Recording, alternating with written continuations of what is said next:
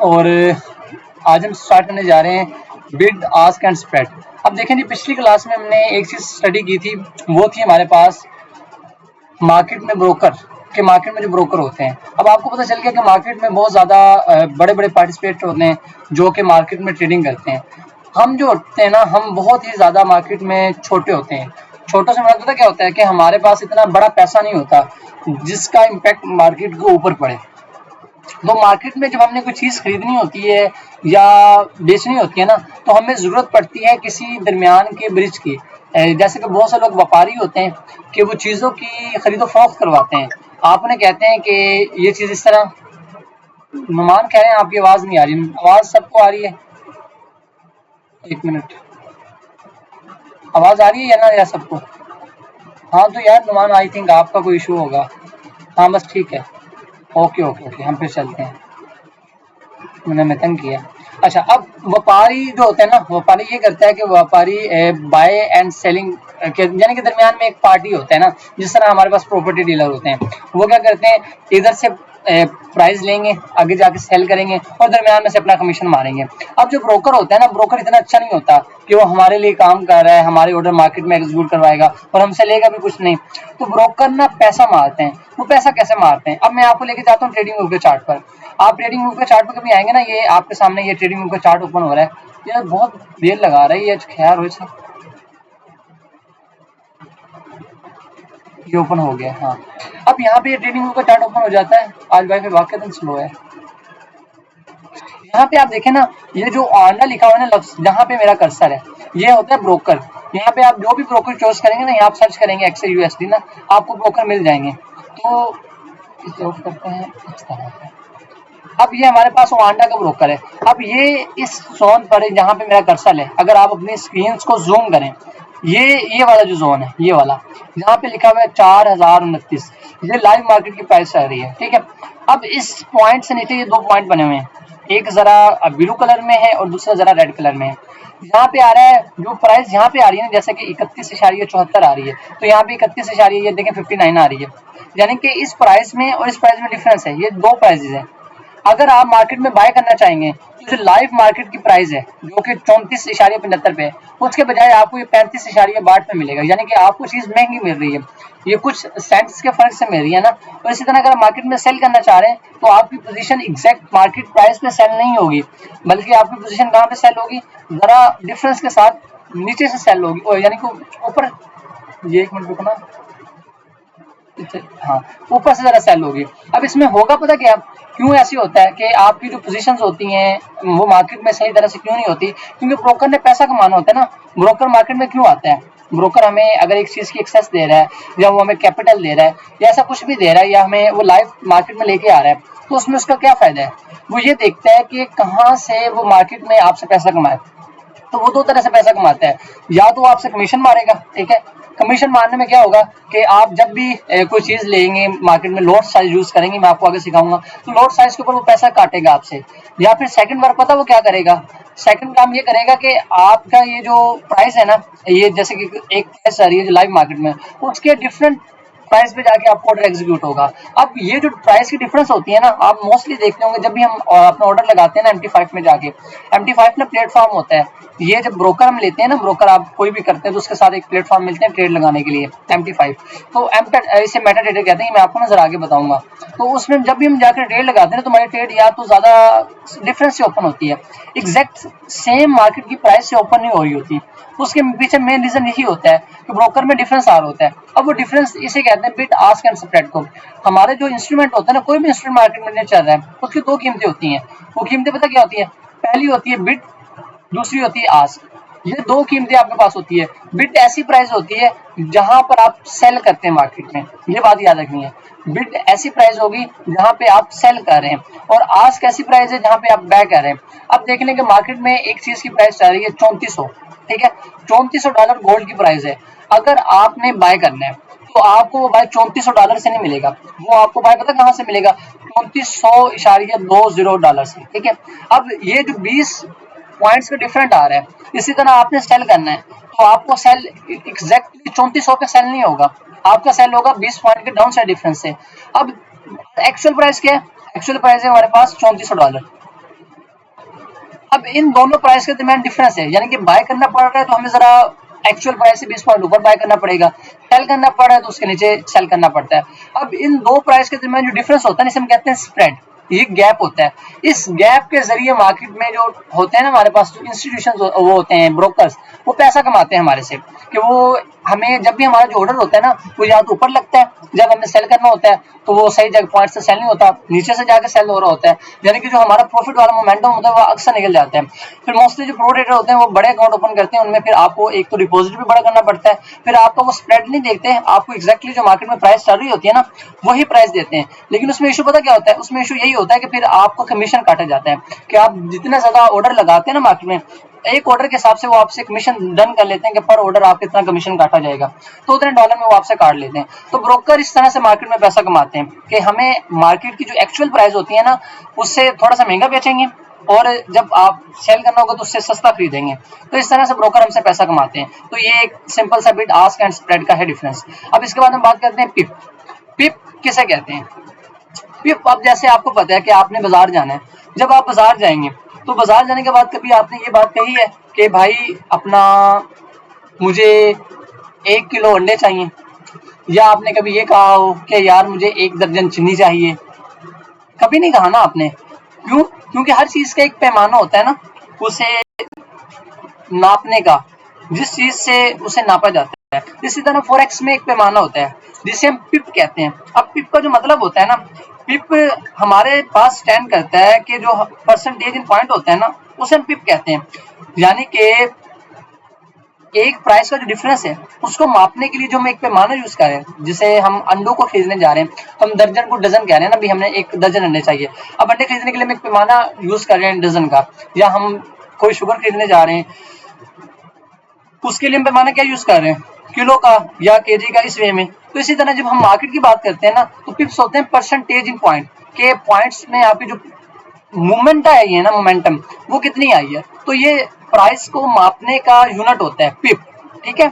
पिप price को map करने का या एक देखने का एक यूनिट होता है। इवन ये जो सीए वगैरह करते हैं ना, ये पढ़ते हैं चार्टिंग अकाउंट वगैरह, ये चीजें ये पढ़ते हैं, ये पिप्स वगैरह, क्योंकि ये फॉरेक्स करेंसी है ना। आप जब फॉरेक्स करेंसी की पढ़ रहे होते हैं ना तो आपको ये पिप्स पढ़ने पड़ते हैं, तो आपको ताकि आपको पता चल सके कि कैसे मार्केट में हमने पिप्स को मोमेंटम को कैच करना है। आप एक बात याद रखें, जो पिप है ना, पिप को मेजरमेंट करने के हर जो मुख्तलिफ आ जाते हैं तो उनके मुख्तलिफ वे हैं, लेकिन हम क्योंकि रेट गोल्ड पे करते हैं तो मैं गोल्ड पे आपको एग्जांपल दिखाऊंगा पिप को कैसे कैलकुलेट करना है, और मैं आपको कुछ चीजें बताऊंगा, फिर मैं आपसे कुछ क्वेश्चनिंग करूंगा ताकि मुझे पता चले कि आपको समझ आई या नहीं आई। देखिए जी, लोग बहुत ज्यादा कंफ्यूज होते हैं गोल्ड में पिप को नापते हुए, उन्हें समझ नहीं आती कि कितना होता है। एक सिंपल सा मैं आपको कुलिया देता हूँ, ठीक है। ये जो आप 34 देख रहे हैं ना, ये प्राइस 4034, ये इशारिया है। इशारिया के आगे आपके सामने ये 2 डिजिट बड़े आ रहे हैं, ठीक है, एक डिजिट छोटा आ रहा है। हमने छोटे वाले डिजिट को तो बिल्कुल ही हटा देना है, ठीक है, वो हट गया। उससे पीछे वाले को भी हटा देते हैं, ये तो हट गया। यानी कि इशारिया के बाद वाला पहला डिजिट, अगर ये डिजिट 1 से 2 होगा तो आपके पास 1 पिप का मोमेंटम है, ठीक है। और अगर ये लफ्ज 35 है, 4035 है, अब ये 4035 से 4036 हो जाता है अगर, तो हमारे पास मार्केट में 10 पिप का मोमेंटम आ जाएगा, 10 पिप, ओके। ये एक मेजरमेंट है ना कि आप देख रहे हैं, यानी कि अगर मार्केट में $1 का फर्क आता है ना, $4035 से मार्केट $4036 पे चल जाती है, तो हम कहेंगे मार्केट में 10 पिप की मोमेंटम आई है, मार्केट 10 पिप ऊपर गई है, यानी कि $1 में 10 पिप होते हैं, ठीक है। इतना सा कुलिया आप याद रख लें कि गोल्ड में जब आपने देखना तो $1 जब मूव होगा तो उसके अंदर 10 पिप मूव करेंगे, क्योंकि पॉइंट में आपने देखना होता है पर पिप। ये जो 6 है, ये 6 से 7 हो जाता तो आप 1 पॉइंट बढ़ जाता, जैसे 6 से ये 4 पे आ गया तो आपके पास 2 पिप कम हो गए थे, अब 1 पे आ गया तो 4 से 1 पे आया, 3 पिप कम हो गए। इस तरह से ये चलता है। और इसका मेन वे जो मैंने आपको बताया आसान कुलिया पता क्या है, ये 34 है, 34 से 35 होगा तो मान लें कि आपके 100 पिप का इजाफा हुआ है। 35 से 36 पे जाएगा तो हमारे पास 10 पिप का इजाफा होगा, ठीक है। अब 35 से 45 पे जाता है तो हमारे पास कितने पिप्स का इजाफा होगा, ये जरा मुझे बताएं। 35 से 45 तक अगर हमारे पास जाता है, शेफ कह रहे हैं 100 पिप्स का, ये सही कह रहे हैं 100 पिप्स। मार्केट ने $10 का मोमेंटम दिया है तो हमारे पास कितने पिप्स का इजाफा होगा? फातिमा क्या कहती हैं आप?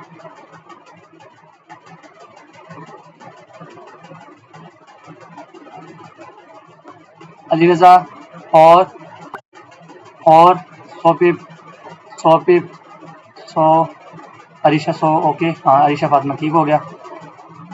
अली मलिक अफान, ओके। दाऊद कामरान 100। अच्छा मान लें कि मैं कहता हूँ जी मार्केट 4035 पे खड़ी थी और वो 4042 पे चली गई है, तुम्हारे पास कितने पिप्स का इजाफा हुआ है?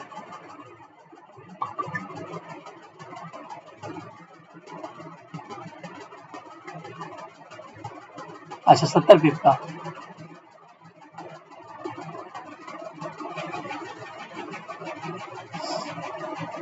700 ये किसने लिखा है?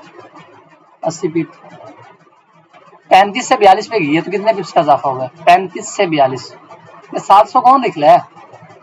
70 पिप्स, ठीक है 70। देखे ना आपको, हाँ एक चीज आपने एक बात याद रखनी है, पर डॉलर के फर्क से में कितना इजाफा होगा? 10 पिप का। अगर जितने डॉलर मोमेंटम करेगा आपने उसको 10 के साथ जरब दे देनी है, तो मार्केट में आपको उतने पिप का फायदा होगा। ठीक है, ये आपने $1 के साथ 10 पिप बढ़ते हैं गोल्ड की मार्केट में, ये आपने याद रखना है। ठीक है, करेंसीज में जरा हम डिफरेंट वे में करते हैं। ठीक है, हम ये आपको शुगर है पिप्स आगे यहाँ कुछ एग्जांपल दी हुई है कि अगर 34 से 3401 तक गई है तो $1 का इजाफा हुआ है जो कि 10 पिप बनते हैं। 3400 से 3405 तक गई है तो $5 का इजाफा हुआ है, 50 पिप बनेंगे। और 3400 से 3410 तक गई है तो हमारे पास 100 पिप्स का इजाफा हुआ है और ये हमारे पास $10 बनेंगे। ठीक है, तो अब हम बात करते हैं लोड साइज की। अब जब हम ब्रोकर यूज करते हैं तो हम डिफरेंट तरह के लोड साइज यूज करते हैं ऑर्डर लगाने के लिए ना मार्केट में। अब डिफरेंट तरह की लोड साइज होती है। अब आपको मैं ये चीज बताता हूँ आगे चल के। लोड साइज क्या होती है? लोड साइज ना ऐसी होती है कि आपने मार्केट में जब एक चीज बाय करनी है ना तो आपको उसके लिए लोड लगानी पड़ती है। वो लोड ऐसे लगती है, या तो आप 0.01 की लोड लगाते हैं, या 0.10 की लगाते हैं, या 1 स्टैंडर्ड लोड। अब ये 3 लोड होते हैं, मैक्रो, मिनी और स्टैंडर्ड। एक नैनो लोड होती है 0.001 की, वो लगती नहीं है। तो हम इन 3 लोड्स पे काम करते हैं। अब ये जो लोड होती है ना, इसका मतलब पता क्या है कि आप बाय कर रहे हैं। अगर मैं कहता हूँ कि मैंने 0.01 की गोल्ड बाय करना है, एक बंदा कहता है मैंने 0.10 का लोड बाय गोल्ड बाय करना है, और एक बंदा कहता है कि मैंने 1 के स्टैंडर्ड लोड से ना गोल्ड को बाय करना है।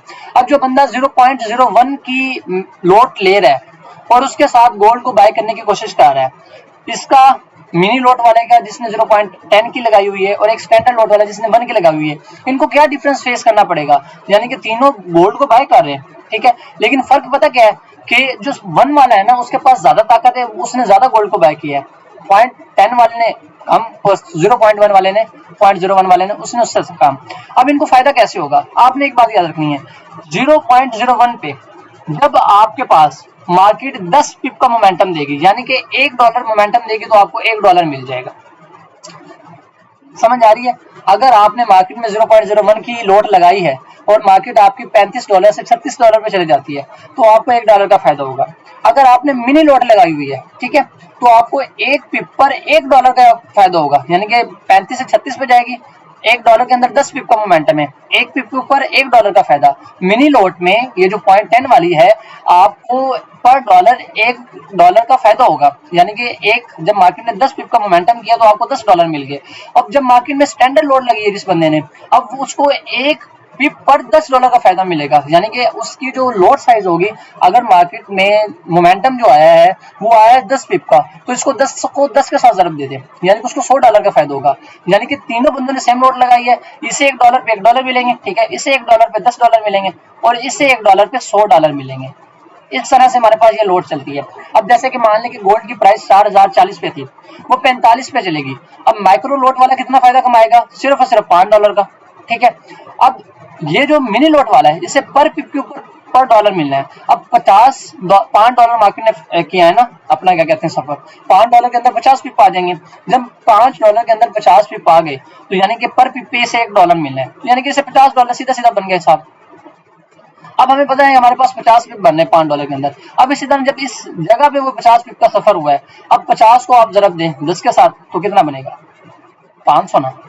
अब इस तरह से हमारे पास जो लोड साइज है ना वो काम करती है। ठीक हो गया। अब हम आते हैं आप लोगों की तरफ और आपसे आके पूछते हैं कि लोड साइज की आपको क्या समझ आई है। हाँ जी, अब मुझे ये बताएं।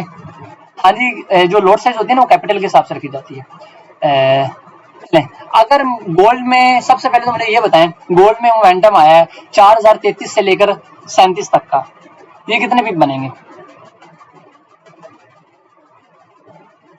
33 से 37। और इस पर हमें, अगर मैंने एक स्टैंडर्ड लोड लगाई होगी, मुझे कितना फायदा होगा? स्टैंडर्ड लोड पे 0.1 वाली लोड अगर मैंने लगाई हो 40 पिप में, मुझे कितना फायदा मिलेगा? 40 400। अच्छा, स्टैंडर्ड लोड लगाइए और स्टैंडर्ड लोड पे मुझे कितने डॉलर मिलेंगे, डॉलर का साइन साथ लिखें, ठीक है, ताकि मुझे पता चले आप पिप का बता रहे हैं डॉलर का बता रहे हैं। अजीज ने कहा $40, मैं स्टैंडर्ड लोड की बात कर रहा हूँ अजीज। 40 पिप के मोमेंटम पर अगर मैंने 1 की लोड ओपन की हुई तो मुझे कितना फायदा होगा। अच्छा, ये जितने भी 400 कह रहे हैं इन सबका जवाब ठीक है, एक दो ने 40 का है, पता नहीं इन्होंने पिप्स को 40 का है या लोड को 40 का है, ये मुझे समझ नहीं आया। ये देख लें, 3 तरह की लोड है, मिनी, ठीक है, फिर हमारे पास मैक्रो आ जाती है, फिर स्टैंडर्ड आ जाती है। अब ये जो हमारे पास लोड साइज है ना, इस लोड साइज में ये हिसाब है कि जो हमारे पास माइक्रो है इसमें हमें 10 पिप के साथ $1 का फायदा मिलेगा, यानी कि एक पिप पर $0.1 का फायदा, यहाँ एक पिप पर $1 का, और यहाँ स्टैंडर्ड लोड पर एक पिप पर $10 का फायदा मिलेगा, यानी कि हमारी जो पावर है वो मल्टीप्लाई होती जाएगी। इस तरह देख लें, ठीक है, 10 के साथ, यहाँ 0.1 से 10 के साथ करें तो वो $1 बन गया, एक को 10 के साथ किया तो 10 बन गया, ठीक हो गया। तो ये हमारे पास होते हैं पिप्स। अब पिप्स के बाद आ जाती है लेवरेज। अब लेवरेज क्या होती है, अब ये सारी चीजें ना आपको ब्रोकर की तरफ से मिलती है, जब ब्रोकर को आपने स्टडी किया ना तो ब्रोकर आपको ये चीजें प्रोवाइड करते हैं, ठीक है। इसके लिए ना एक प्लेटफॉर्म होता है मेटा ट्रेडर 5, ये आज के दिन में आपको असाइनमेंट दूंगा कि आप उसको जाएं, उसमें आप जाएंगे ना, एक डेमो अकाउंट वैसे बन जाएगा, किसी ब्रोकर में अकाउंट बनाने की कोशिश नहीं करनी, और आप लेवरेज सेट, ये चीजें आज मैं आपको पढ़ा देता हूँ, फिर कल आपने करनी है। अच्छा, अब मैं आपको बताता हूँ, अब आपने क्या करना है, आप देखें कि हमारे पास लेवरेज क्या है। लेवरेज की मैं आपको आसान एग्जांपल देता हूँ कि हमारे पास एक इंसान है, वो एक अच्छा कारोबारी है, अब वो कारोबार करता है, अब उसका कारोबार अच्छा है, मैं उसे कहता हूँ मेरे पास पैसे नहीं है, मुझे पैसे चाहिए, मेरा कारोबार अच्छा चलता है, लेकिन मेरे पास इतनी बाइंग पावर नहीं है कि मैं ज्यादा सारी चीजें जाके खरीद आऊं या मैं अच्छा खासा रिस्क ले सकूं। तो मैं उसे कहता हूँ चलिए ठीक है जी भाई, मेरे से 1 लाख रुपए ले ले या 2 लाख ले ले, तू कुछ पैसा अपना डाल। वो अपने मेरे लाख के ऊपर 5,000 अपना डाल देता है, ठीक है, वो 5,000 देता है, मैंने उसे दे दिया 1 लाख रुपया। अब 1,05,000 उसके पास आ गया, 1 लाख मेरा दिया गया उसके पास, ठीक है। अच्छा, ये जो मेरा लाख दिया गया है ना, ये मैंने लाख उसे उधार नहीं दिया, ये मैंने उसे समझ लें एक अथॉरिटी दी है कि वो लाख तक का सामान खरीद सकता है। अब उसने वो सामान खरीद लिया, अब ऑन द अदर हैंड 5,000 उसका अपना है, ठीक है, अब वो मार्केट में जाता है तो सामान खरीदता है। अब जैसे ही वो जाके सामान खरीदेगा फायदा होता है, ठीक है, फायदा उसको जाएगा, मुझे मेरा मेरा जो 1 लाख है ना, मुझे ना उस पर सूद मिलना है, कुछ भी नहीं होना। ऑन द अदर हैंड अगर वो ये होता है मार्केट में कि आप जब वो खरीदता है उसको लॉस हो जाता है, लॉस ऐसे होता है कि उसका कारोबार नहीं चलता, ठीक है। तो कारोबार में मैंने पता क्या करना है, मैं सियाना हूँ, ये बात आपने याद रखनी है कि मैं एक सियाना पर्सन हूँ, या आप भी है ना, तो आप एक अक्लमंद इंसान है। तो आपने क्या करना है, आपने अपना चेक रखना है कि ठीक है ये इंसान जितना भी अक्लमंद है, लेकिन मैंने इसे अपना पैसा नहीं देना।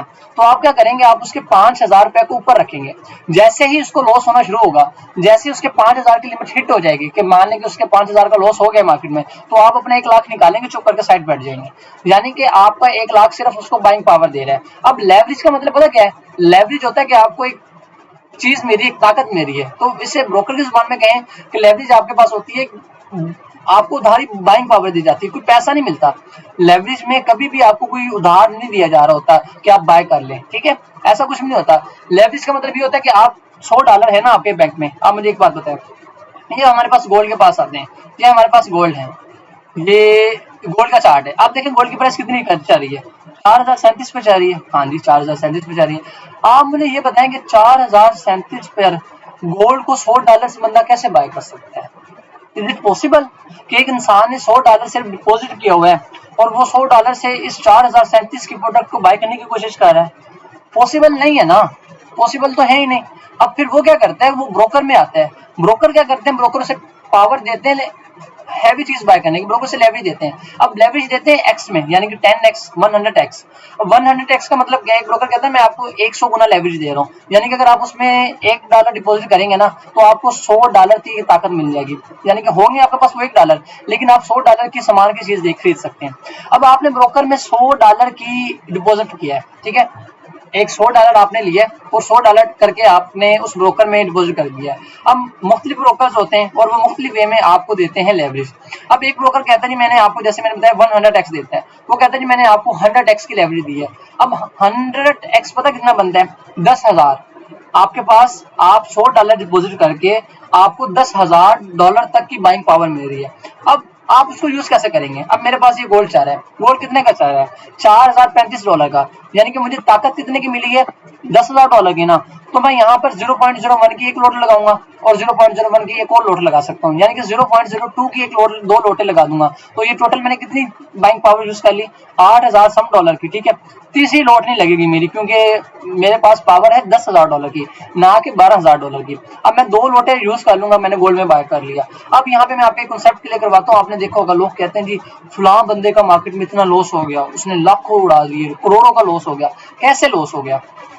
सिर्फ लेवरेज की वजह से। अब गोल्ड यहाँ पे 4035 का है, मैंने लेवरेज लेके इसे बाय कर लिया है। अब यहाँ से 4035 से ये मान लें 4135 पे चले जाता है, $100 का फर्क आएगा। मैंने 0.01 की दो लोटे यूज की हुई हैं, तो मुझे कितना फायदा होगा ये जरा बताना। अगर मैंने 0.01 की दो लोटे यूज की हुई हैं तो $4 का फर्क आया है, तो मार्केट में मुझे कितना फायदा होगा? $200, $100 का मोमेंटम है। अजीज कह रहे हैं $200, बताएं ये सही कह रहे हैं या गुमराह कर रहे हैं? बताएं। ये $20 उस्मान ने कहा। अच्छा,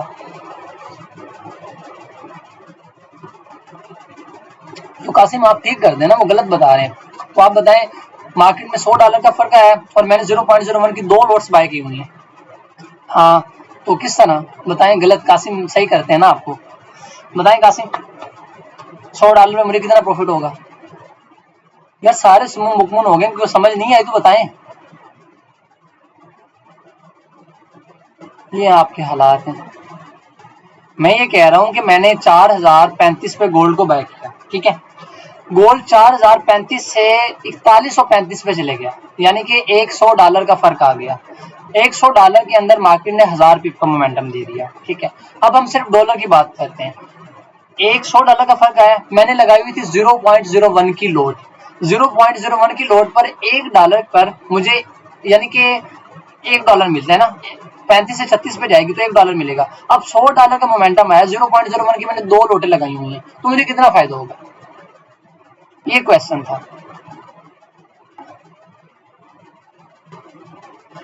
$200, 200, 200, एग्जैक्टली $200 का ना। आप देखें, मैंने जब एक गोल्ड को बाय किया 4035 पे, ठीक है, अब वो चले गए 4135 पे, $100 का फर्क है। 0.01 की एक लोट होती तो कितना फायदा होता मुझे? $100 का। अब मैंने 0.01 की दो लोटे उठाई हुई हैं, तो जहरी बात, मुझे $200 का फायदा हुआ।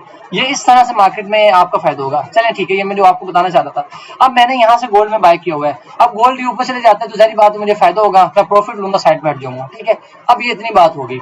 अब दूसरी बात होती है कि मान लें कि गोल्ड नीचे गिर जाता है, 4035 में मैंने गोल्ड को बाय किया, अब मैंने 0.01 की दो लोटे उठाई हुई हैं। अब मेरे पास, आपको पता है कि अकाउंट में डिपॉजिट तो $100 का है, ठीक है। अगर ये मेरा अकाउंट, यानी कि ये जो मार्केट की प्राइस है, ये यहाँ से $50 नीचे गिर जाती है, 4035 के $50 नीचे गिरे, तो आई थिंक 3985 पे जाके गिरेगी, ठीक है। 3985 पे जाके गिरेगी, मार्केट सिर्फ $50 नीचे गिरी है, ठीक है। मेरा $100 का लॉस हो जाएगा। वो लॉस इस तरह हो जाएगा कि मैंने दो लोटे यूज की हुई हैं, ठीक है, मैंने गोल्ड को डबल पावर से बाय किया हुआ है। तो ब्रोकर क्या करेगा? ब्रोकर यहाँ पे करते हैं मार्जिन कॉल। वो जैसे ही आप देखते हैं ना कि आपका प्रॉफिट लॉस हो रहा है, ब्रोकर फौरन आपकी पोजीशन क्लोज कर देगा जीरो पे, और वो साइड पे हो जाएगा। तो इस तरह मार्केट में लेवरेज काम करता है। इसकी मैं आपको अगेन एग्जांपल देता हूँ कि अगर आपने 4035 पे गोल्ड को बाय कर लिया, आपने लेवरेज की है, अब आपके अकाउंट में $100 का डिपॉजिट है, ये बात याद रखनी है, यानी कि $1 पर आपको $1 का फायदा होगा या लॉस होगा? $1 के मोमेंटम से, यानी कि 10 पिप के मोमेंटम से। अब गोल्ड 4035 पर है, अब ये 3935 पे आ जाता है, यानी कि पूरे $100 नीचे गिर जाता है। अब आपने तो एक्चुअल में मार्केट में डिपॉजिट पता कितने किए थे? $100। ब्रोकर ने सिर्फ आपको ये ताकत दी थी कि आप $100 के फर्क फायदे के साथ 100x की या 10x की लेवरेज ले सकते हैं। तो आपको जो $100 का अकाउंट होगा ना, वो इसमें वाश हो जाएगा। अब आपको इस बात की समझ आई है या नहीं आई कि किस तरह अकाउंट वाश आते हैं? अगर किसी को इस बात की समझ नहीं है तो वो बता दें जरा कि एक्चुअल में मार्केट में किस तरह अकाउंट वाश होते हैं। यानी कि वाश होने का मतलब यही होता है कि आप जब लेवरेज यूज करते हैं तो मार्केट में मोमेंटम तो उतना ही आता है, ठीक है। तो ब्रोकर ने जो आपको वो बाइंग पावर दी होती है, ब्रोकर उसका कुछ भी नहीं करते, वो सिर्फ आपके पास एक बाइंग पावर होती है और कुछ भी नहीं होती। ब्रोकर जैसे ही आपकी वो हिट होगा ना, आपको जो असल बैलेंस होगा वो लॉस में जाएगा, ब्रोकर पोजीशन क्लोज कर देगा, आपको मार्जिन कॉल दे देगा कि बस ठीक है। अच्छा, ये पूछ रहे हैं ट्रेडिंग में स्वैप किया? स्वैप सूद होता है। जब आप लेट नाइट पोजीशंस होल्ड करते हैं ना, तो वो सूद लगा देते हैं, इंटरेस्ट। कुछ ब्रोकर इस्लामिक होते हैं, वो सूद नहीं लगाते, तो हमें स्वैप की तरफ नहीं जाना चाहिए, ठीक है। स्वैप तो हराम है, ये जो लगता है।